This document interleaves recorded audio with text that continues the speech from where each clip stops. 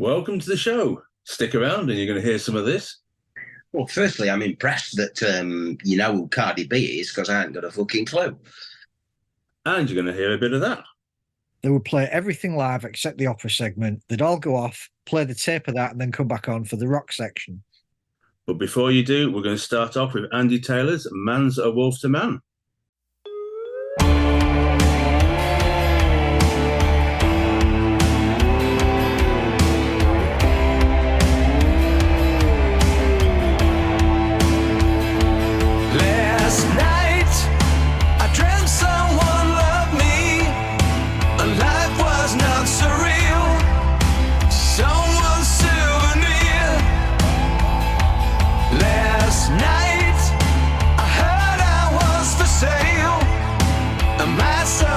Details, all but fairy tales.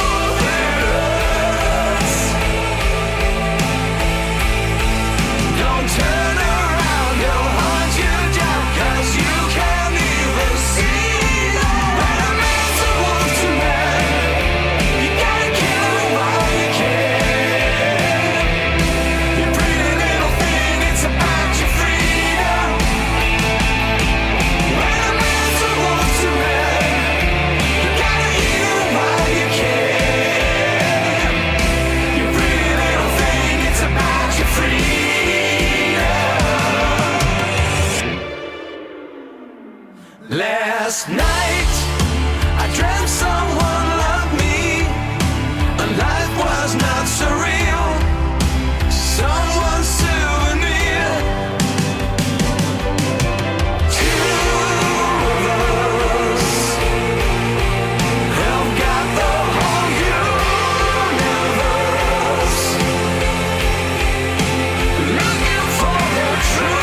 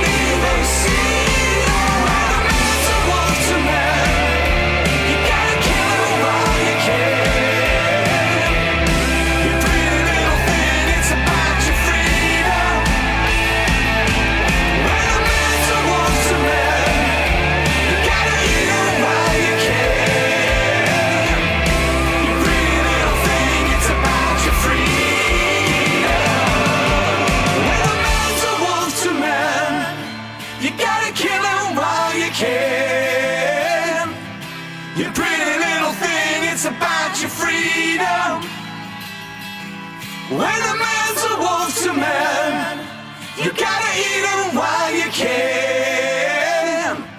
You pretty little thing, it's about your freedom.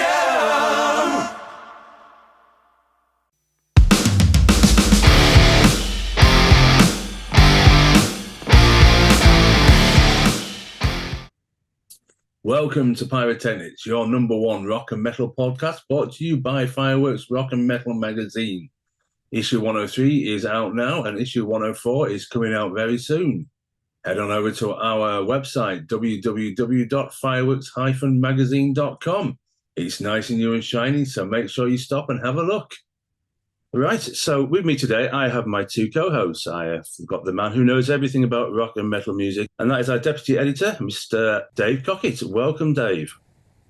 Cheers, Pete. Good morning, good afternoon, good evening, everybody, wherever you're listening. And alongside myself and Dave, we have the man who makes artwork just look so cool. So when you see those nice, shiny album covers, you never know, James may have had a hand in it. But welcome, Mr. James Gaydon. Hello, everybody. Thanks for having me back. Right, well, let's get on with what we're here for, and that's talk of rock and metal music. In the news recently, there seems to have been a feeu occasions that brought to light when the use of backing tapes or backing vocals have been brought to the nation's attention. The most recent one was, although not in our genre, was a rapper called Cardi B. That somebody from the audience threw something at her, I don't know what it was, but then she retaliated in the adult way by throwing her microphone at this person. Now, obviously, she stopped singing, which I put in inverted commas, but the backing tape didn't. So obviously her vocals are merrily going along and she's having a screaming match at somebody in the audience. The aside to this, apparently, is that somebody in the audience picked up the microphone that she threw, and it's now up to $100,000 on eBay, which just shows you everyone is an opportunistic person. You know, I mean, making money off this is hilarious. But in our genre, we've got the gift that keeps on giving, which is Motley Crue. And for those of you who don't know, it's been said that bassist Nicky Six has been using or pretending to play along to backing tracks when they've been live. Now, needless to say, Motley Crue and Six have denied these, but ex-guitarist Mick Mars has gone on record saying, actually, no, this is true. He does. So, you know, the question I'm going to put to these guys in a minute is, you know, what are their thoughts about this, using backing tapes, using backing vocals, that kind of thing? Some people I've spoken to say they don't mind if it enhances the live performance, which, you know, you would think is a bit of a contradiction, doesn't it? You know, a bit of a cliche. Playing live with backing tapes, it doesn't sit right. It doesn't sound right. I've also been a thought of if you've got keyboards in your record, but you don't have a keyboardist, you go and get a session musician who comes out on the road with you and does it. Other bands have done it. Level 42, I'm thinking of, and Genesis, I think, with the drummer. Didn't they have two drummers? Well, Phil Collins sang, and obviously the chap at the back was playing the drums, which I don't think he had on the albums. But, you know, I'm going to throw this one over to Dave. Dave, I mean, what are your thoughts on this? You know, give us your take. Well, firstly, I'm impressed that you know who Cardi B is, because I ain't got a fucking clue. Onyx, I read about it. Well, to be honest, as soon as the word rap came out your mouth, I stopped listening. So there you go. Motley Crue. He loves it, really. You're absolutely right. Is the gift that keeps on giving, and it's just, again, Motley Crue is just another one. It's just a case of any publicity is good publicity. Let's just keep the name in the public eye. If you listen to any of the clips that people have posted online in the last God knows how many years, if they're playing to backing tapes, whoever's recording the backing tapes for them needs the sack because they sound god awful. And that seems to be the general consensus of regular concert goers. You'll always get the ones who's been to three and the like and say, oh, it's the best thing I've ever heard. Well, you clearly ain't heard anything, because if that's the best you've ever heard, you've got my sympathy. But anyway, it's a bit of a sliding scale, really, as I see it. At one end, you've got the bands who will come onto an intro tape. We've all seen them. Stokes up the atmosphere, the stage is dark, all of a sudden the lights explode, the band are there, play away. That's perfectly acceptable. But at the other end, you've got like this Cardi whatever her face is, or you've got some whatever pop tart that's completely auto-tuned to death, that can't walk and talk at the same time, that's sort of lip-syncing while she's dancing or prancing about. That's completely unacceptable. Point is at what point anywhere in between that does it become acceptable? Now, you mentioned Genesis about Phil Collins singing and another drummer. Now, that's actually, he might have been off stage. It's a bit silly to put him off stage and outside from my perspective, because then it does sound like you're playing to a backing track. Whereas if you physically got some guy there hammering away and the audience can see him, you're clearly not. So I think that's acceptable. It's like saying I've got one guy who's recorded all the instruments and sang on the album, but he can't, unless he's a one-man band, he can't go out there and do it all on stage. So he needs a band with him. That's fine. And it really is, though, at what point do you say enough's enough? Are backing vocals on tape acceptable?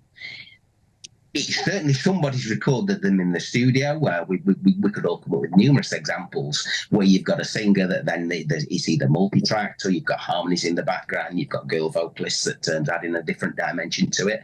And to be fair, bands like Cats in Space, they'll take the girls out on tour with them, so that they're providing the live backing vocals, and that's fantastic. But when it becomes a sort of logistical issue, particularly with a lot of the smaller bands, they can't afford to do that.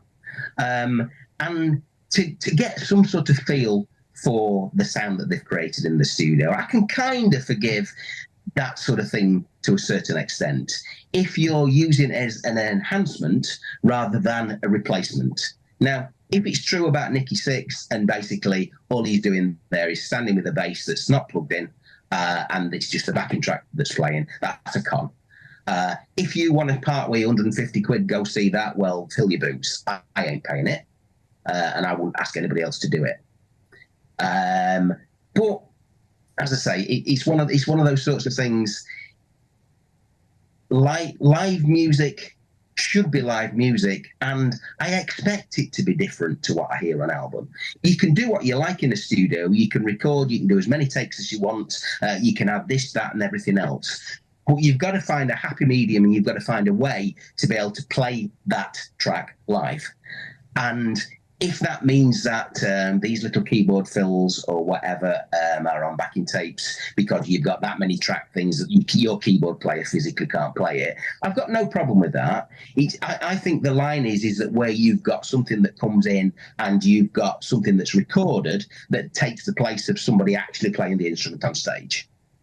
Now, you get, I mean, the same thing's been levelled at Vince Neil and Motley Crue about him lip syncing to backing tracks. Again, same thing applies. If that's the case, from what I've heard, the guy who did the backing track wants the sack.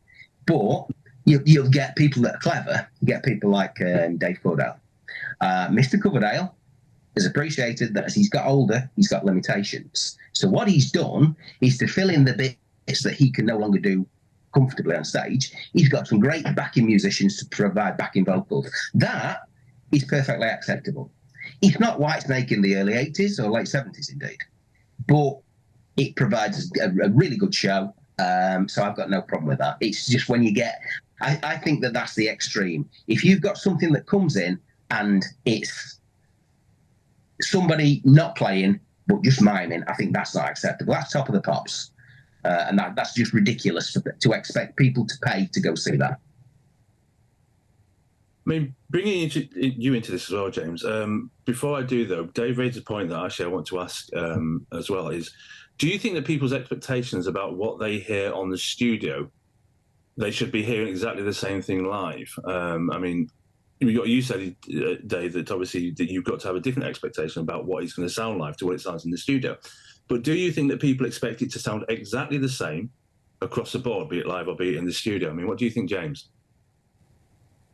Not if you're a fan of pop music, then you probably would expect that. You probably wouldn't know any different. With rock music is supposed to be exciting and spontaneous and all that sort of stuff.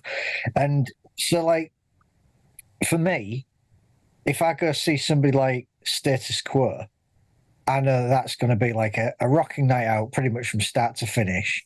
And there will be certain things in that show that don't sound like it did in the 70s. Especially now Rick Parfitt's not there. But that doesn't matter. It's still going to have the essence of Quo. And Queen would be another example. Queen haven't got Freddie Mercury anymore, but they still put on a really good show. And they're a good example of who use things to augment the show. So, like, they've done it since day one. When they wrote Bohemian Rhapsody, there was never a period where they thought they could replicate that opera segment. Yeah. So they never bothered. They would play everything live except the opera segment. They'd all go off, play the tape of that, and then come back on for the rock section. Yeah. When they got Paul Rodgers in, they added the first bit of that was now a recording of Freddie singing Bohemian Rhapsody. Then it went to the tape of the opera segment, and then Paul sang the rock bit. And they do the same with Adam Lambert. Yeah. That adds Freddie into the show. The fans love that. Nobody's sat there going, well, Freddie's not here. What's this? That's an augmentation. That makes the show better. That's fine. And it's not like you sat there going, well, these guys are past it. They can't do it anymore. They clearly can.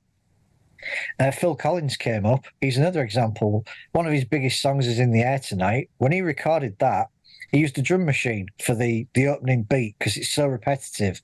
He said himself, a drummer would get bored playing that. But then, like, the big part that everyone knows is when the real drums come in and it kicks off.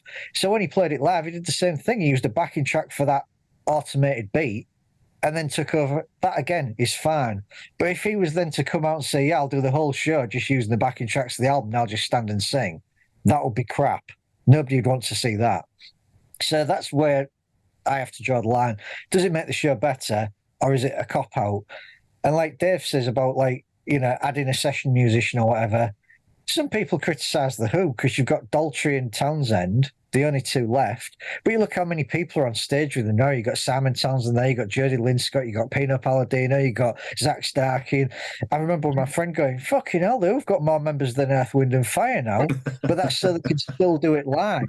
That's the thing. You wouldn't want them trying to continue as a four-piece and not being as good.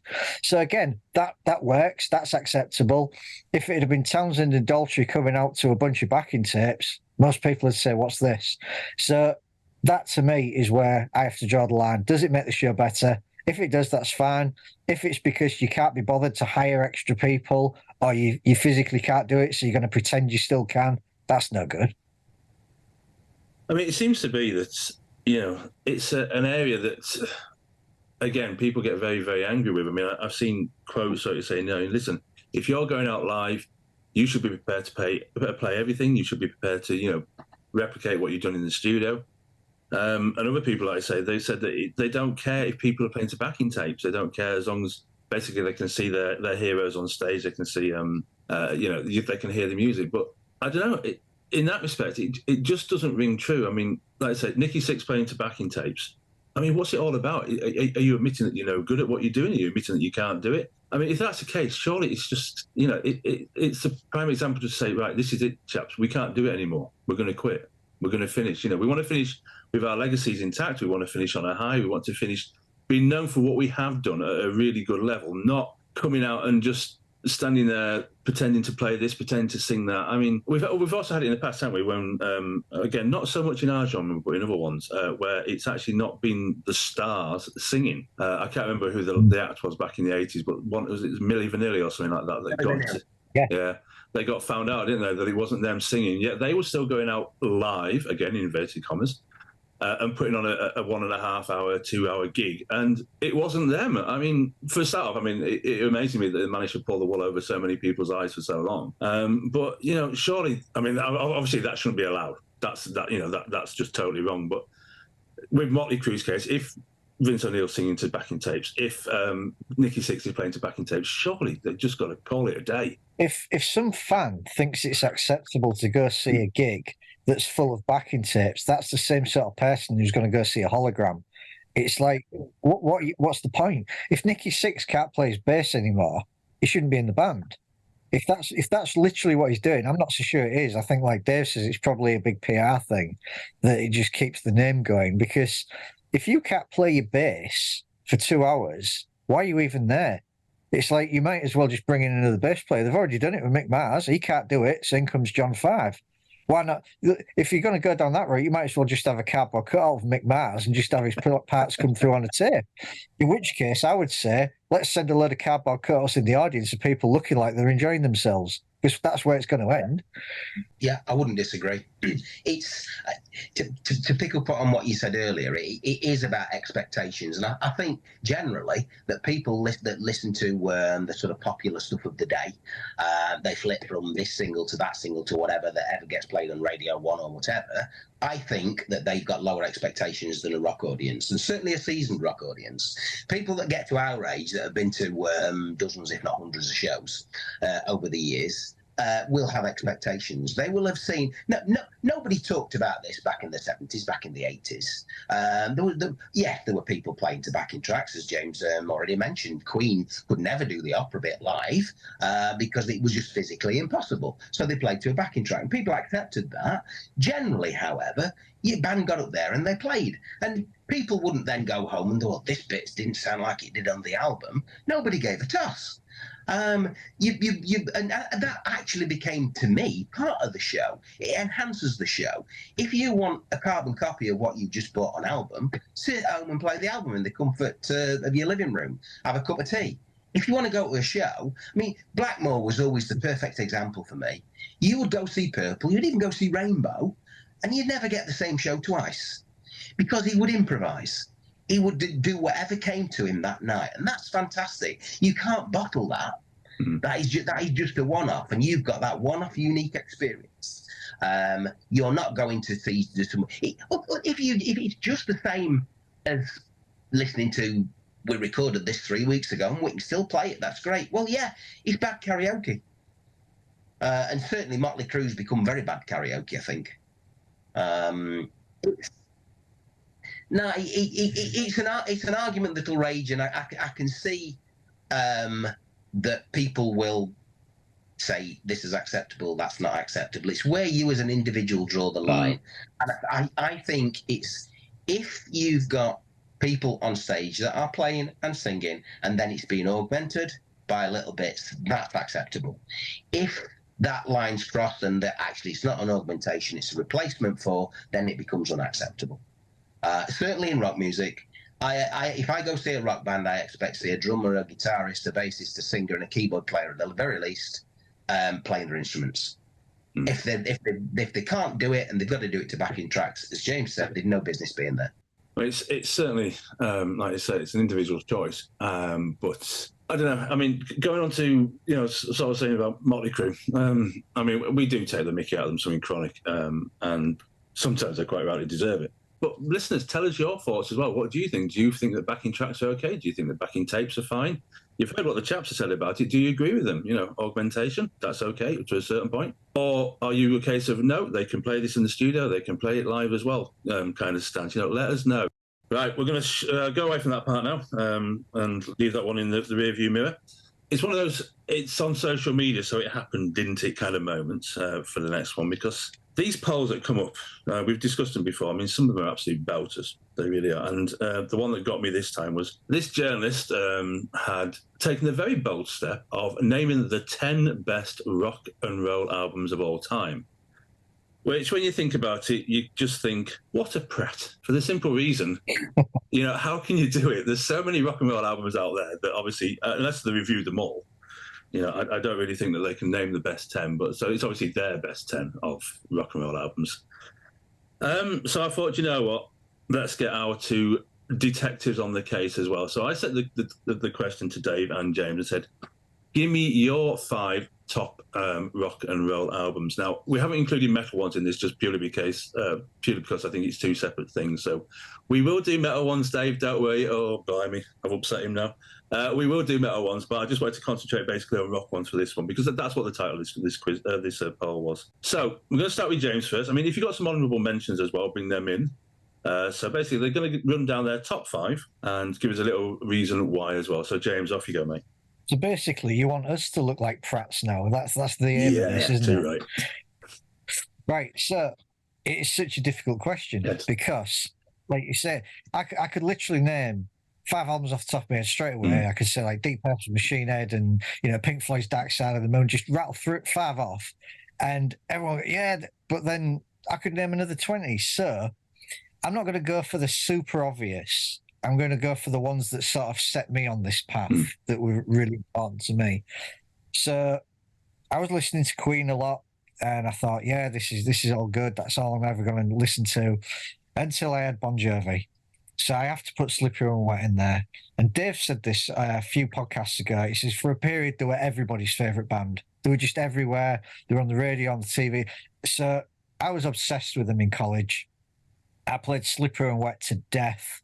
That was sort of my real introduction into proper rock music, acknowledging that there were other bands, not just Queen. So there, for me, Bon Jovi was the first artist I ever bought an album by with my own money. So I have to put that in. That was absolutely key. And it still stands up. You listen to it now, they're still filling stadiums on the basis of the songs on that record. Living on a Prayer, You Give Love a Bad Name, Wanted Dead or Alive. It's a classic album. very much of its time, but a classic nonetheless. So I'd have to put that in. Even though the crap now, that album still stands up. So, that's a masterpiece in my book. The second one I pick would be Come and Get It by Whitesnake. And the reason for that is because I got into Bon Jovi, that's what set me. My dad says to me, listen to Whitesnake. And I was listening to Whitesnake 87 and Slip of the Tongue and absolutely blown away. David Coverdale, rock god, he's the man.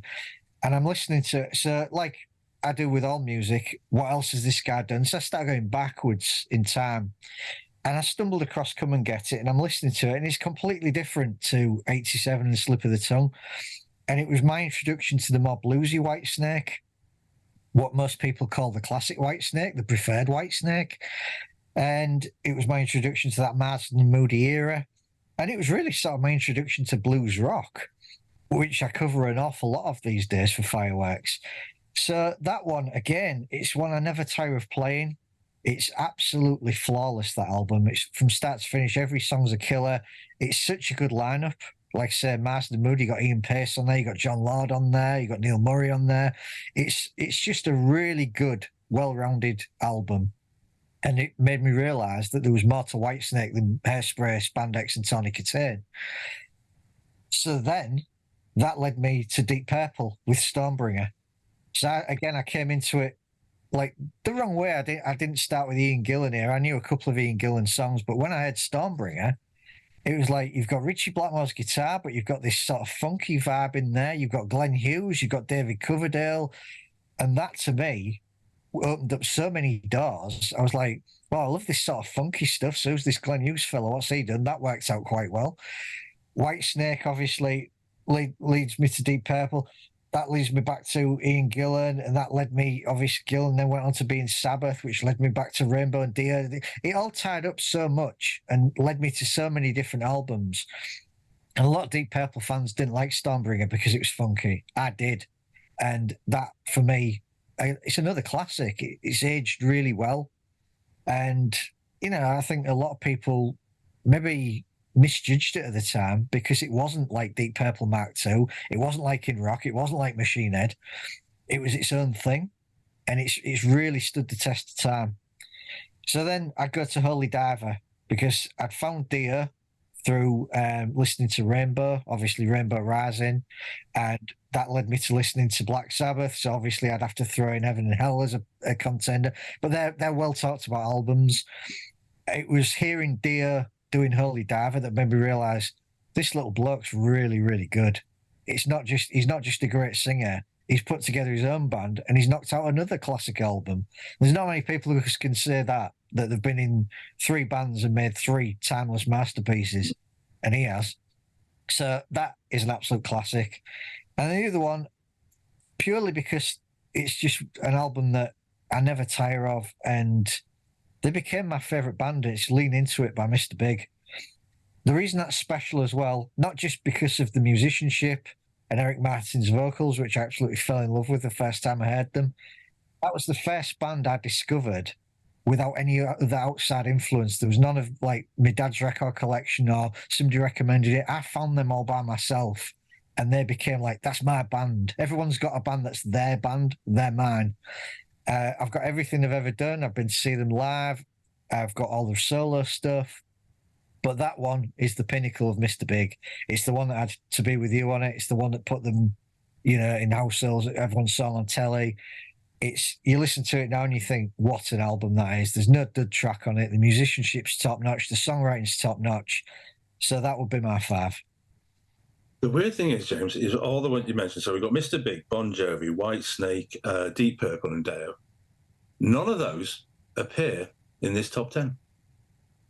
No, well, they won't do because it's subjective, isn't it? But none of the names appear in it. I haven't looked at this guy's top 10. I don't know what he's picked, but I could probably guess 6 or 7 of them off the top of my head. Well, before you do, I will mention them at the end, and let's see if you do agree, because the names that you put out there, I've got to agree. I know that there's some really, really good names there, some really good albums that you pointed out. It's just amazing. I mean, this is the thing about these polls. It's so subjective. It's so personal. It's not the 10 best rock albums of all times, because that's a load of bollocks. It can never be, you know, because obviously rock albums come out all the time, and this bloke has just taken his favourite 10 and put them into an order. But it does amaze me that the names that you mentioned, not one of them appears on his list. But anyway, throwing it over to Dave. Now, Dave, go on, because your 5. Well, I agree with what you say there, Pete. There is no such thing as the top 10 rock albums or rock and roll albums or pop albums of all time. There's far too many out there. Everything like that's subjective. It's a snapshot of a point in time of the consensus of opinion of people that you've asked that will change if you do the same thing tomorrow or next week or in 2 years' time. There is no such thing as that. Kerrang used to be buggers for it. Let's have the greatest albums of all time. And the vast majority of them were stuff that were released in the last 2 years, because that's what were fresh in people's mind. So it's in some regards, I think it's lazy journalism. It's filling a page when you could actually get something that merits being there more, to me. But anyway, I also agree. James' choices, fantastic choices. But he's quite right. It's one of those things, it's subjective. I've got 5 in front of me here. There's only one of them under 40 years old. And that's only just. That's because they were albums that were special to me at the time, that sort of that enhanced my journey, if you like. And no, there's no journey in there. But you could ask me the same thing tomorrow, and I'd pick 5 different ones. Yeah, Come and Get It's a great Whitesnake album. Absolutely. What wouldn't agree? It wouldn't say anything else. But so. My 5 then. Okay, the first one, and this always crops up and always has for me. It's always been a special album, and that's Rainbow Rising. Now, I got into Rainbow in the late 70s, actually, when Graham Bonnet was in the band. I heard Since You'd Been Gone on the radio, all that long. I thought, what's this? Because up to that point, the music I'd been exposed to was, my dad was a classical music fan. My mum wasn't particularly a music fan at all. So the people at school I went to school with were listening to the pop music of the day. So that's what I was listening to. Then all of a sudden, this came along. And I thought, wow, that sounds good. I like that. So Since You've Been Gone came along. Then All Night Long. And I thought, yeah, I'll go and see what that. So the first album I actually bought was Down to Earth. Still a great album. But then that sort of, the collector in me, because I've always been a bit anal in that regard, if I've got this one, I've got to have them all. So I sort of went back and I discovered Rising. Now, to me, that is 2 sides of flawless vinyl. Quite apart from the fact that I could put forward an argument that Stargazer is probably the best rock song that's ever been written. Just the Blackmore's playing, Dio's vocals, Cozy Powell's drumming, everything came together on that album. Now, the other Dio era Rainbow, in fact, most of the Rainbow stuff's great, but there's just something about that that's timeless. As soon as it kicks off with Tarot Woman, I was just, wow, that was it. So that did it for me. I would say that's probably my most played, my favourite album I've ever bought. So moving on from that, I then started to think, well, rock music, let alone metal music, which we'll cover at some later point. What's the best thing about rock music? One of the best things for me is actually seeing it live, actually experiencing it, being there in the crowd, seeing a band up on stage, doing what they do and doing it well. So I thought, well, okay, so let's throw a bit of a curveball in here. There's got to be a live album in there somewhere. And that's when there are 2 obvious ones to me, quite apart from Made in Japan, which, as I was talking about earlier about Richie Blackmore improvising, is a timeless classic. There are 2 that stood out for me. One was UFO Strangers in the Night, and the other one, obviously, was Lizzie's Live and Dangerous. So in the end, I plumped for Live and Dangerous, and it's a hair's breadth between that and Strangers in the Night. But I splurged on the box set a couple of months ago, or my other half did for my birthday, let's put it like that. And there were 7 gigs that were sort of condensed into Live and Dangerous, and every one of those gigs, and they were spread across an 18-month period, the band were just on fire. The track list itself is just a who's who of the greatest Lizzie songs ever, from Boys Are Back in Town to Jailbreak to Emerald. It is that to me is rock and roll or hard rock in a nutshell. That's what, if you're gonna go out, write songs, play them live, that's what you should aspire to. I've heard all these rumours about all were done in the studio, or this overdub, that overdub, or whatever. Which, if you read the interview that we did a couple of issues ago with Scott Gorham, he completely denies. And I'm there with him. Yes, I appreciate that there might be little tweaks to enhance the sound for the vinyl issue or a CD issue, but that is effectively was Thin Lizzy at the best live. Completely timeless. Next one. This is the one that's actually just under 40 years old. And it's not everybody's cup of tea, but that's FM's Indiscreet. Again, I had a little bit of a choice here because I was thinking, okay, let's move away from the 70s just a little bit.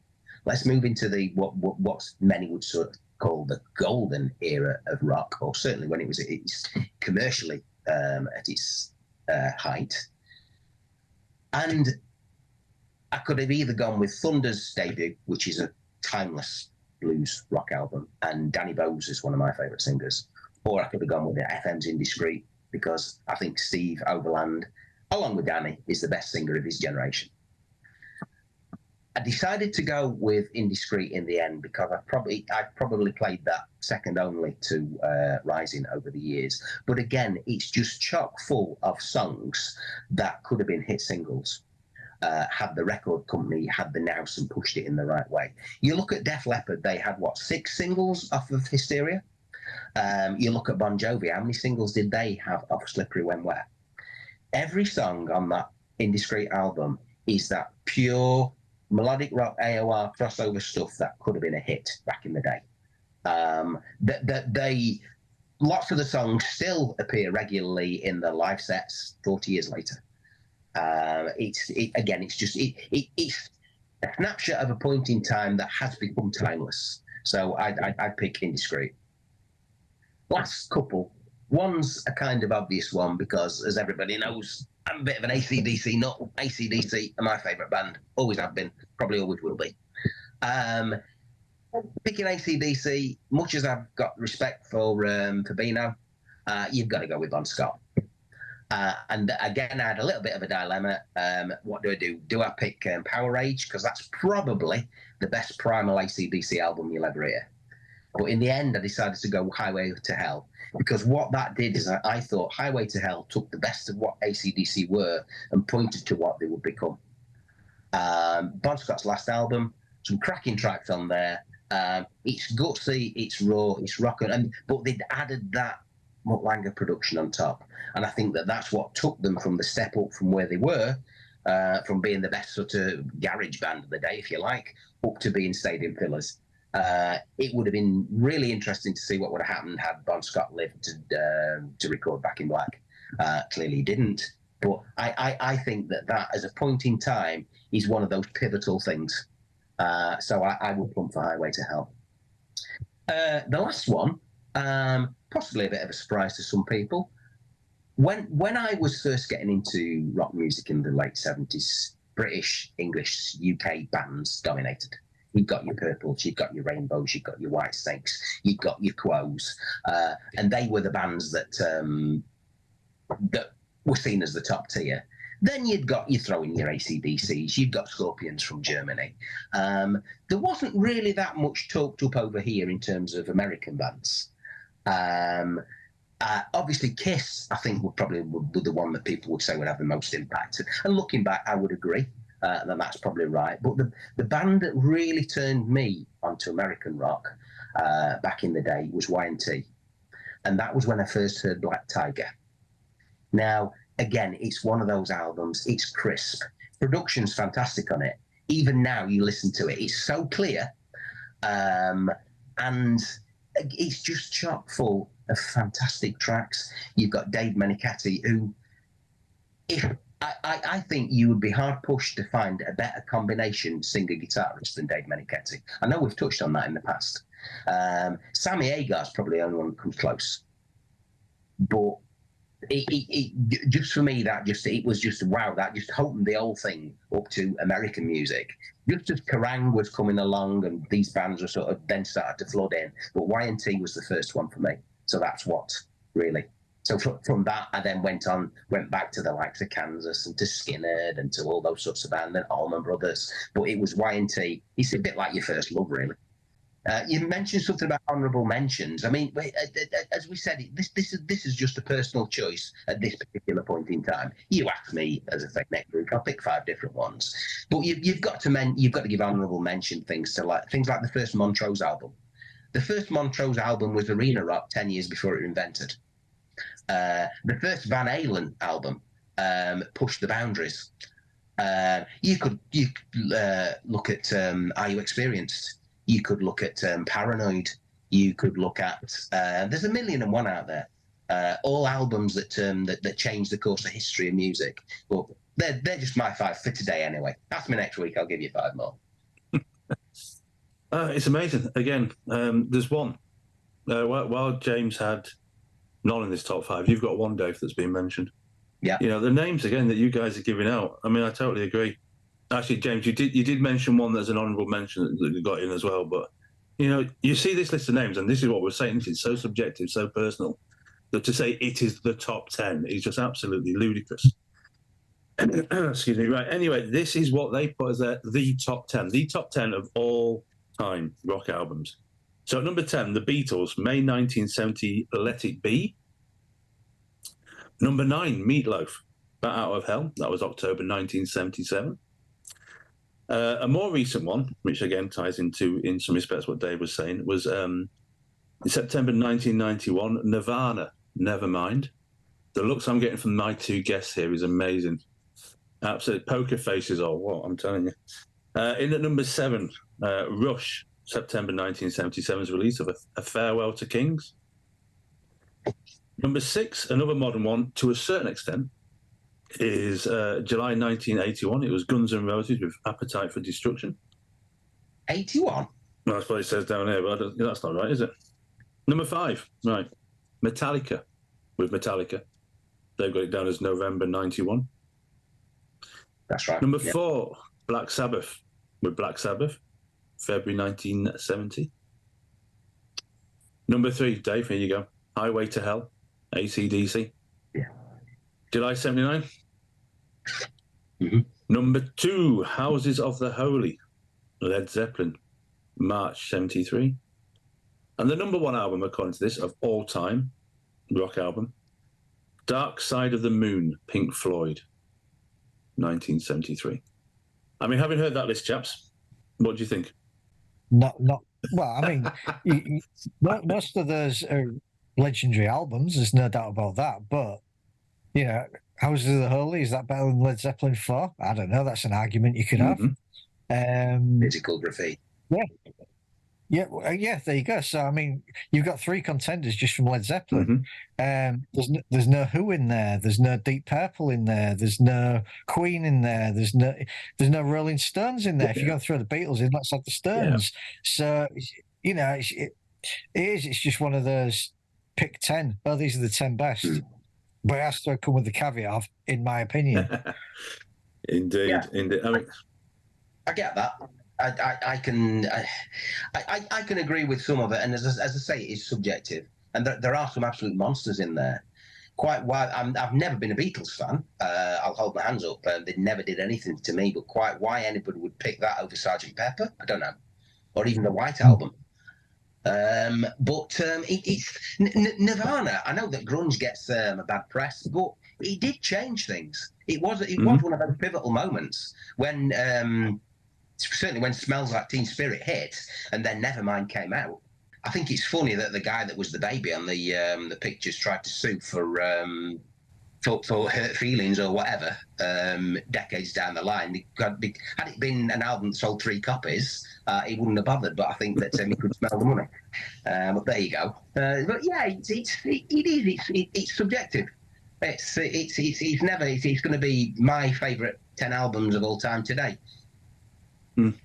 Especially if it's working on the basis of, Nirvana changed things, that has to be in there. Well, okay, fair enough. If it's on the basis of what changed music, then like Dave said, you need to have Hendrix in there, you need to have Cream in there, you need to have Van Halen 1 in there, because all those albums shaped the way things were going.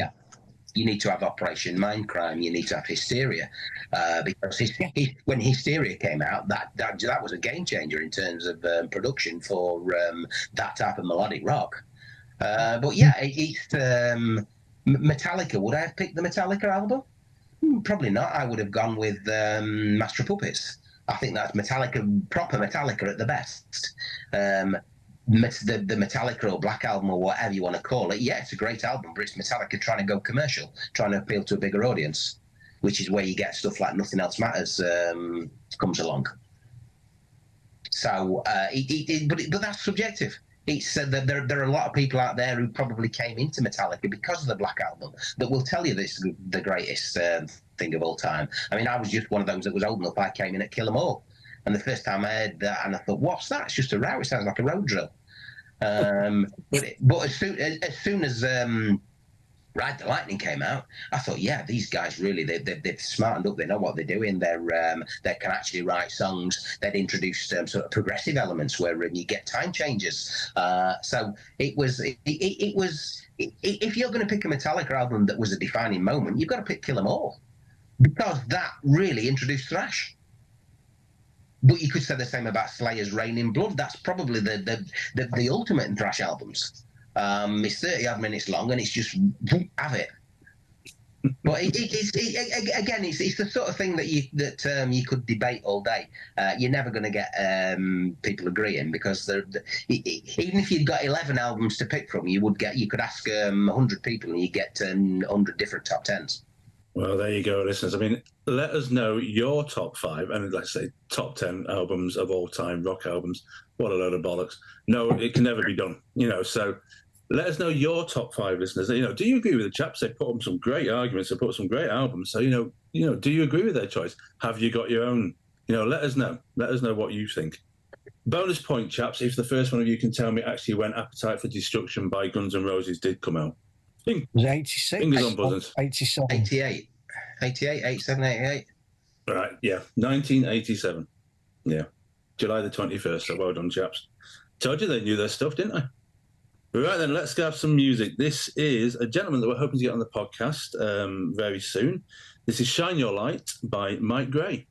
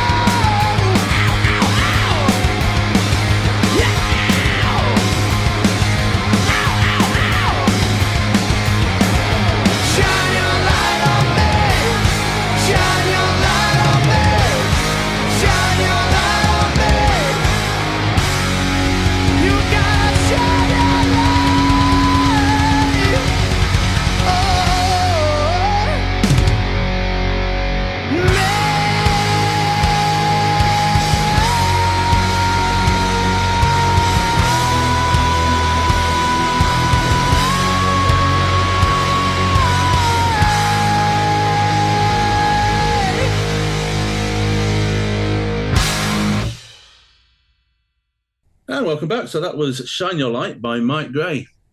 Right, I don't know if you remember, because it's been a while, because obviously we've had a few celebrity podcasts in between, but I tasked the chaps with creating their own fantasy band.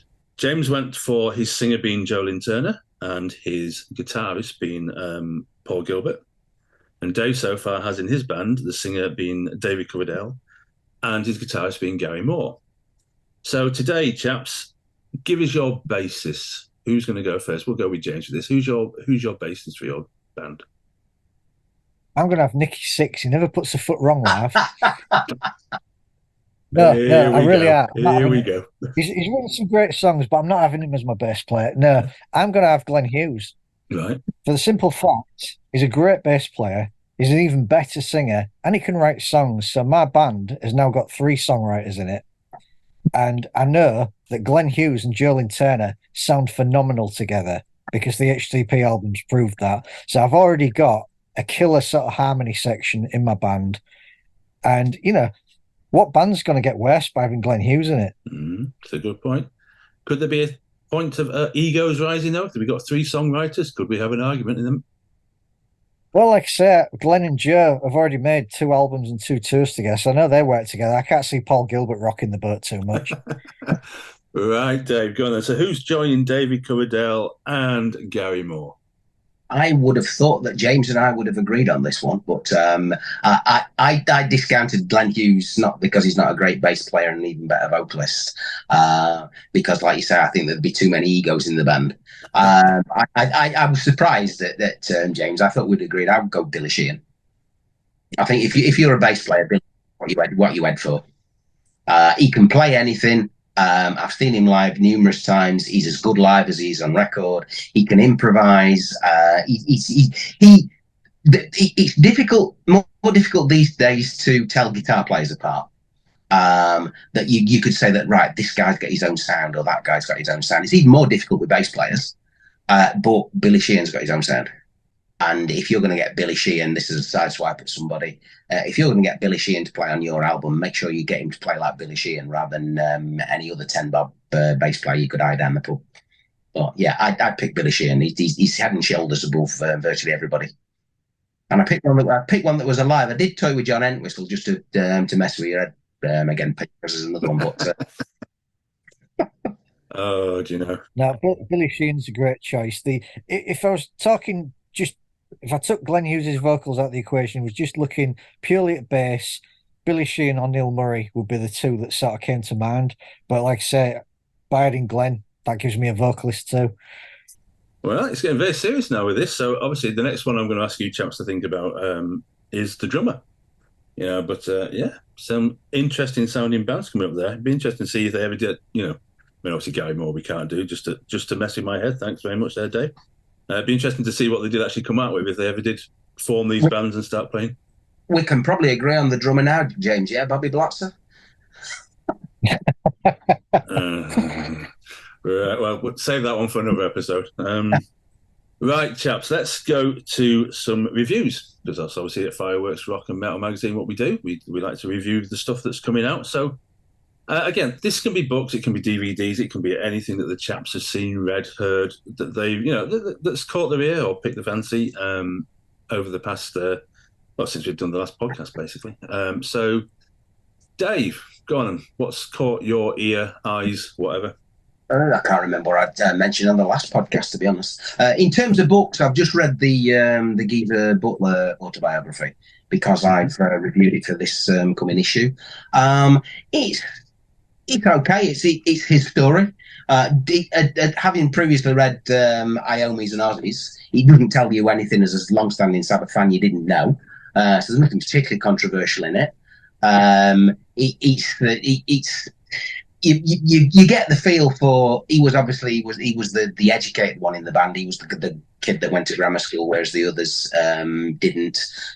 There's some funny anecdotes in it. And one of them that really stuck with me was when I forget what the band were called now, but he was in a band and the singer left, and they were looking for a new singer. So they saw this advert for this Ozzy Zig needs a gig. So they went round to this guy's place. He wasn't there, So they left a message for him to pop round to Geezer, who was still living at home with his parents at that point.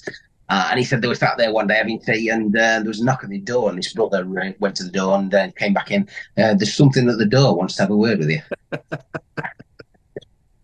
And apparently, Ozzy was there, got no shoes on, he got skinhead, rests in his dad's work coat or smock from working in the foundries. He got a chimney sweep's brush over his shoulder, and he got a trainer on a dog lead. that was just one of them laugh out loud moments. Absolutely fantastic. In terms of music, there's lots out there. I mean, I don't get to listen to as much as I would like, but I would like to listen to it 24/7 if I could. There are a few things. One a bit of a guilty pleasure of mine. I've always been a bit of an Eloy fan. Now, I don't know if people have heard of Eloy. They're an old German progressive band. Date back, I think the first album was 1971. So they've been going some time. They've just recently had an album out called Echoes from the Past, which is the third and final part of the trilogy about Joan of Arc, which, again, is just quirky prog.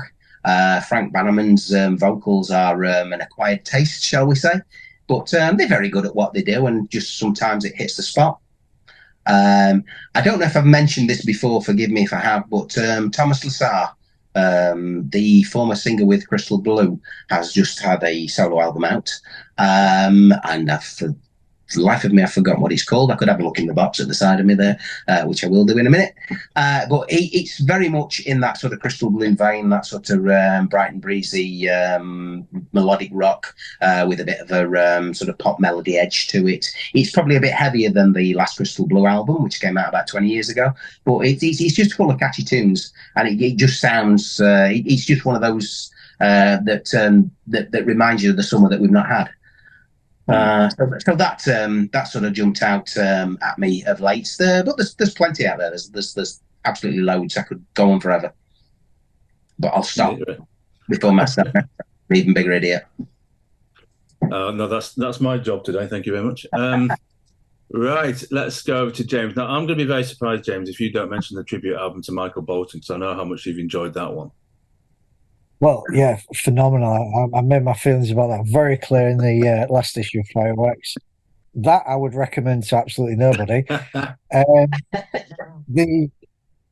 The album that's actually caught, well, there's been two that have caught my ear recently. One was Ian Moss from Cold Chisel. He's always been a great singer. I did it all backwards. I got into Jimmy Barnes first, and then I was like, where did this guy come from? That's what led me to Cold Chisel. And much like with Deep Purple when they had Coverdale and Hughes, Cold Chisel had two really good singers. They had the gritty, screamy Jimmy Barnes, and then they had the soulful Ian Moss. And Ian Moss, I always liked the songs he did with Chisel, and I always liked his voice. And for some reason, I never really bothered checking out his solo stuff until I was assigned. This came up, and I got the chance to interview him, and I listened to his latest album. It's just pure class from start to finish. It's just really good songs, really good playing, really good singing, just from a seasoned professional. And every song on it's quite eclectic. There's some country stuff on it. There's some rock stuff on it. There's one that's almost like a little bit gospely. There's one he described as being sort of like Latin funk. He's good. He goes in all different directions, but it's all just really classy, really good. And it made me start listening to his other solo albums, and they're all impressive in their own right. So yeah, I'd heartily recommend his latest one, which is called Rivers Run Dry, and that's already out now. But yeah, if you just like classy, well-written rock music, can't go far wrong with that. And then the other one that popped up, and I didn't even know he was making an album, so it came out of nowhere, was Rick Springfield. I like a lot of Rick Springfield albums, and all of a sudden there's a new album out which I didn't even know was coming, called Automatic. And on this one, what he's done is the bias is gone back to his power pop roots, which he kind of has, but what it is it sounds like a modern pop record, but good. It's like the production is modern and contemporary, and it sounds like we said about, like Dave said, with Pop Tarts and stuff. It kind of fits in that mold, but it's got guitars in and Rick Springfield's vocals, and crucially, every song's got a hook. And there's no less than 20 songs on this album, but it only runs at an hour because he went out of his way to try and make each song a 3-minute hook-laden jam. And like Dave said about albums where how many of these songs could be singles, I put this album on to see what it was like, and I was like 14 songs into the 20, and I was already looking where I could buy it. It's just really, really well put together. Rick Springfield doesn't do much that's rubbish. And this, it's like, how can a guy his age be making a record this credible now? He's talented. That's the answer. So that is well worth a listen. If you don't mind some pop, it's well worth a listen. It's very good. Oh, there you go, listeners. Some great choices. Go on, Dave. Just to say, the Thomas Lassar album's called From Now On. Sorry about that, Thomas. Yeah. We'll make it up to him, I think, at the end of the show. Right, yeah, some great names there, listeners. So, check them out. Check out what the lads have said. They're never wrong. They're never wrong, apart from the Michael Bolton one. It's fantastic. Actually, you could have a copy if I get sent in there.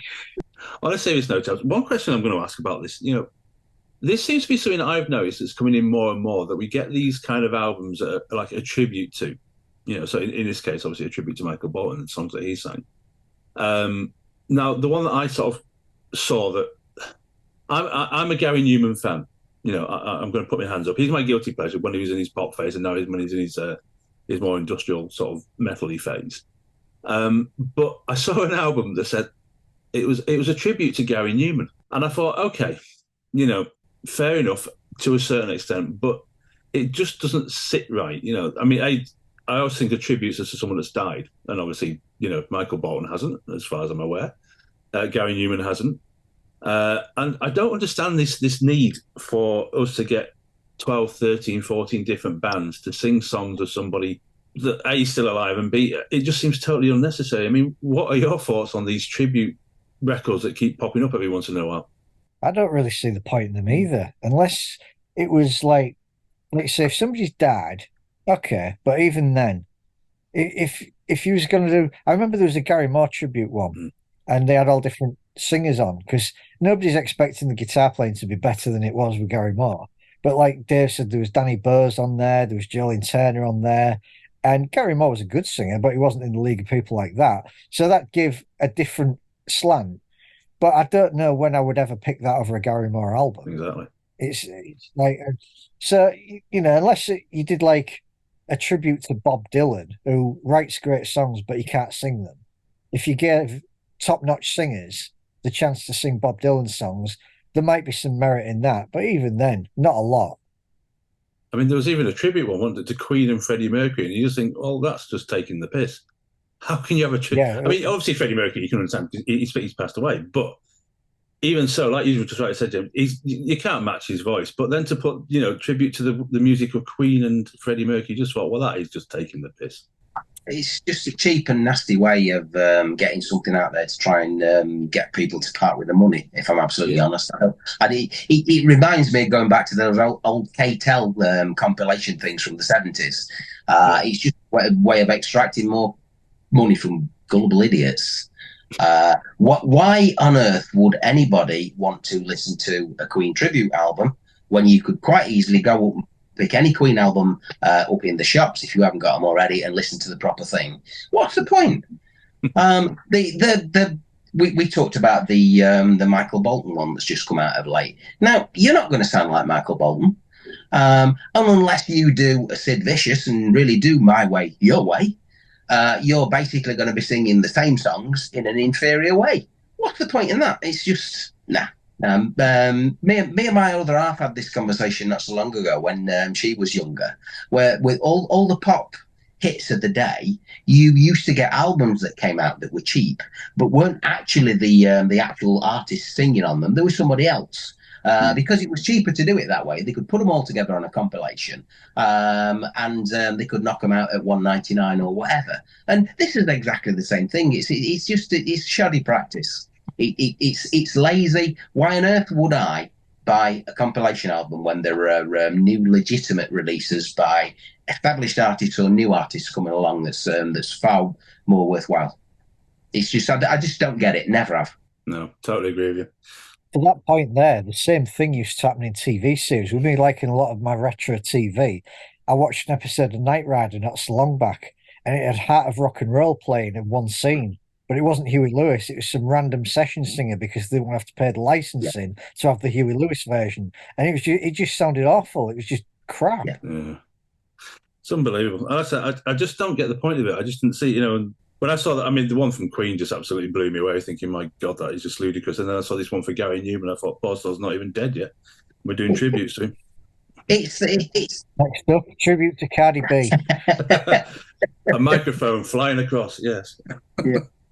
It's not even just the tributes though, where you've got various artists paying tribute to a particular band or a particular artist. It's where you've got one artist that's, let's pick 12 random songs and I'll sing them.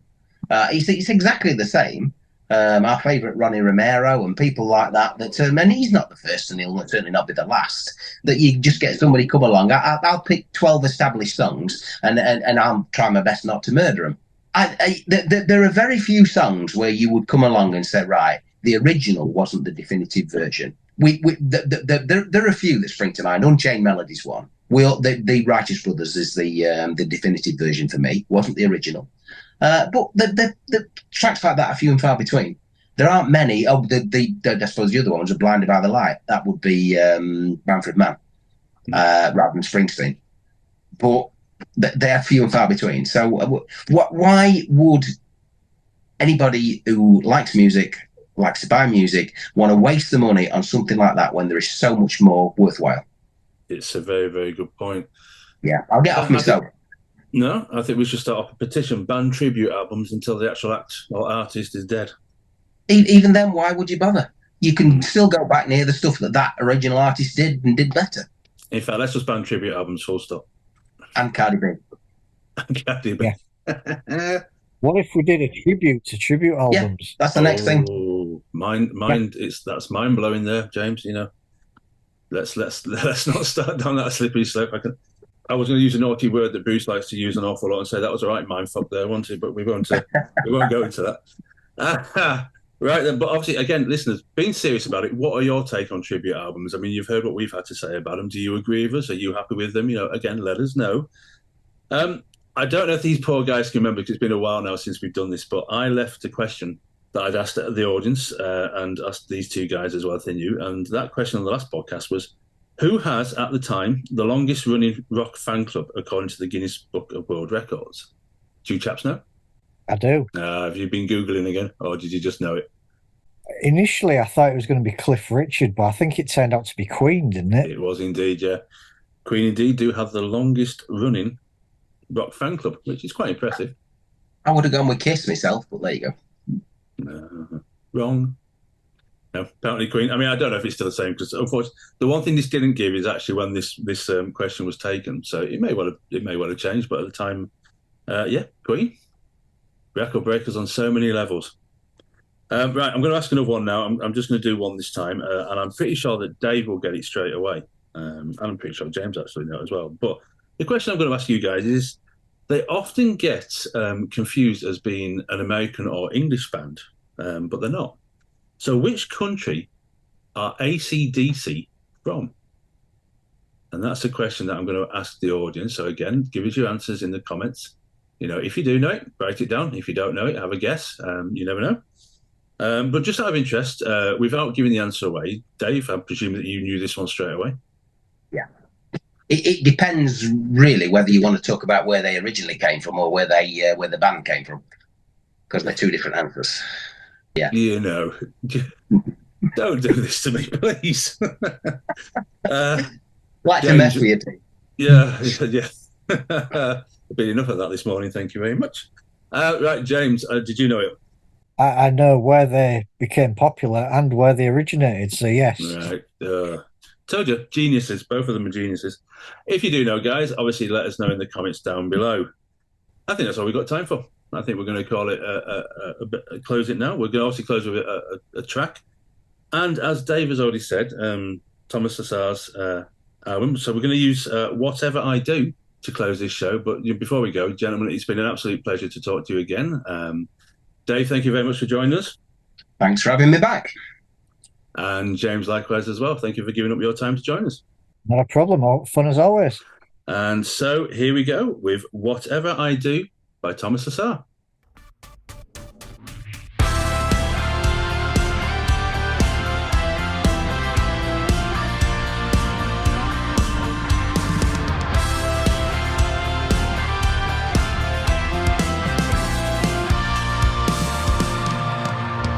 I stop for a moment, memories keep flowing from my past.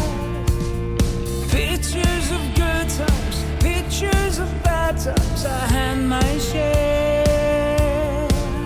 When I look back upon my life and the things I've done, I did the best I could with the best I had. Whatever I do, wherever I go, I keep on fighting till the end. The map to my soul will be with me and lead me back home.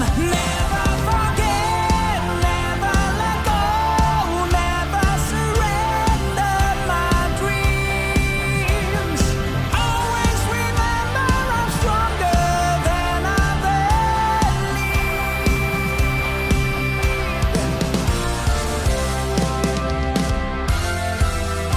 Sometimes I wonder why things just happen the way they do. There must be somebody leading me where I need to be. When I look back upon my life and the things I've done, I did the best I could with the best I had. Whatever I do, wherever I go, I keep on fighting till the end. The map to my soul will be with me and lead me back home. Never forget, never let go, never surrender my dreams. Always remember I'm stronger than I believe. All those years, I thought I was doing it right. I was wrong, searching outside myself when I needed to search within. I was blind, but now I see.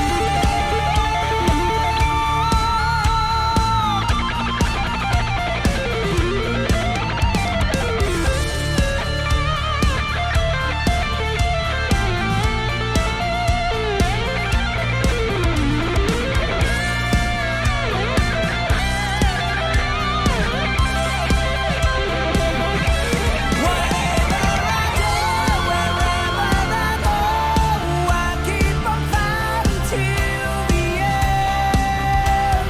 The map to my soul will be with me and lead me back home. Never forget, never let go, never surrender my dreams.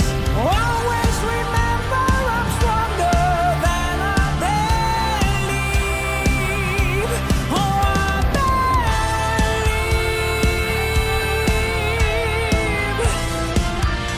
Oh, I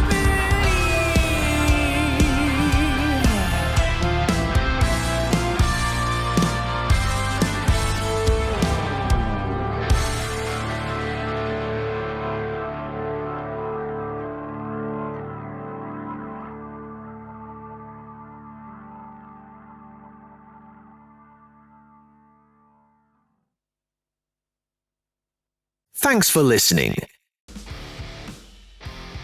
All views heard in this podcast are from the individual and do not necessarily represent those of Fireworks Rock and Metal Magazine.